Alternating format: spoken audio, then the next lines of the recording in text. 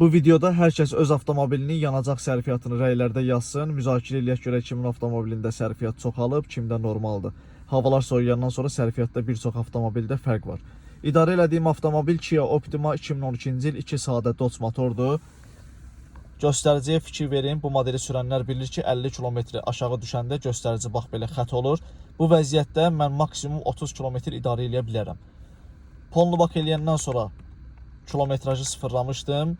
Sürmüşəm 783 km. Bunun da üzərində 30 km gəlsək, eləyir 813-814 km. Polnu bakı tutur 70 litr. Bu da ortalama gəlir çıxır 100 km 8,5 litr benzin sərfiyyatı.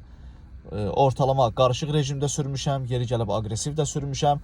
Yəni bu model üçün göstərici normaldır, yəni sərfiyyat normaldır. Çünki ümumi qulluqlarını da vaxtında eləyirəm, orijinal məhsullardan istifadə eləyirəm. Hal-hazırda polnu bak eləmişik, 73 manat 66 litr getdi. Probegi bir dəqiqə 819 probeg verir, görürsünüz? Polnu baka.